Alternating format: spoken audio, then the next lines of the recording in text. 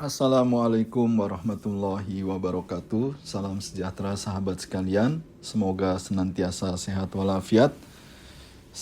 Berjumpa lagi kita dalam kelas anti korupsi yang pada kesempatan kali ini kita akan mencoba mengenali tindak pidana lain yang berkaitan dengan tindak pidana korupsi. Apa saja? Yang pertama, perbuatan yang merintangi proses pemeriksaan perkara korupsi merupakan perbuatan tindak pidana. Nah, kategorinya seperti apa? Setiap orang yang dengan sengaja mencegah, merintangi, atau menggagalkan secara langsung atau tidak langsung proses penyidikan, penuntutan, dan pemeriksaan di sidang pengadilan terhadap tersangka atau terdakwa ataupun para saksi dalam perkara korupsi, maka ini termasuk perbuatan tindak pidana. Berikutnya, yang termasuk perbuatan tindak pidana adalah apabila tersangka tidak memberikan keterangan mengenai kekayaannya. Untuk kepentingan penyidikan, tersangka wajib memberikan keterangan terhadap seluruh harta bendanya, juga harta benda istri atau suami, anak, dan harta benda setiap orang atau korporasi yang diketahui dan atau diduga mempunyai hubungan dengan tindak pidana korupsi yang telah dilakukan oleh tersangka. Apabila tersangka tidak memberikan keterangan mengenai harta kekayaannya, maka ini termasuk tindak pidana. Sahabat sekalian, juga yang termasuk tindak pidana adalah apabila bank tidak memberikan keterangan terkait rekening tersangka. Untuk kepentingan penyidikan, penuntutan atau pemeriksaan di pengadilan, penyidik, penuntut umum, atau hakim berwenang meminta kepada bank tentang keadaan keuangan tersangka atau terdakwa. Nah, mekanismenya, permintaan keterangan kepada bank ditujukan ke Gubernur Bank Indonesia. Kemudian, Gubernur Bank Indonesia berkewajiban untuk memenuhi permintaan tersebut dalam waktu selambat-lambatnya 3 hari kerja, terhitung sejak dokumen permintaan diterima secara lengkap. Penyidik, penuntut umum, atau hakim dapat meminta kepada bank untuk memblokir rekening simpanan milik tersangka atau terdakwa yang diduga hasil dari korupsi.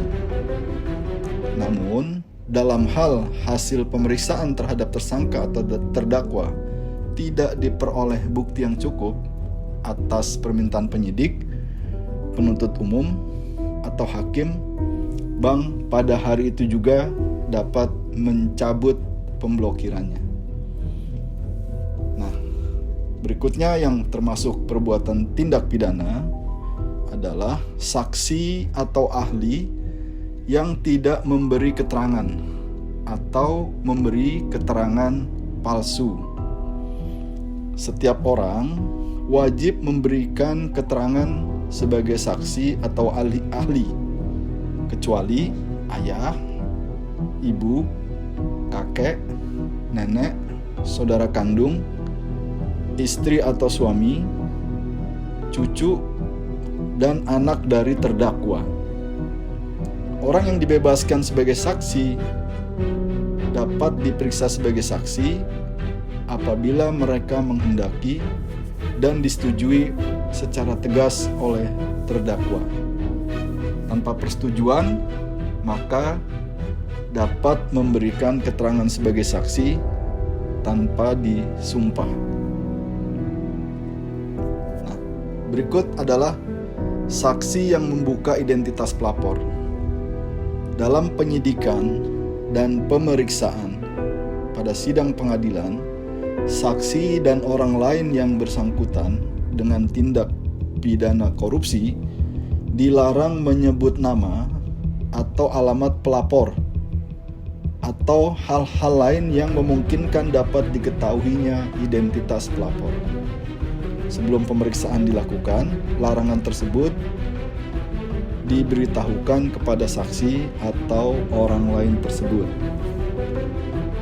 Nah, berikutnya, orang yang memegang rahasia jabatan tidak memberikan keterangan atau memberikan keterangan palsu. Kewajiban memberikan kesaksian berlaku juga terhadap mereka yang menurut pekerjaan, harkat, dan martabat atau jabatannya diwajibkan menyimpan rahasia, kecuali petugas agama yang menurut keyakinannya harus menyimpan rahasia tersebut. Para sahabat sekalian, demikianlah beberapa jenis tindak pidana lainnya yang terkait dengan tindak pidana korupsi. Mari kita pahami bersama dan kita cegah korupsi. Sahabat sekalian, kalau materi ini baik, silakan subscribe dan share supaya sahabat sekalian dapat konten-konten menarik berikutnya. Wassalamualaikum warahmatullahi wabarakatuh.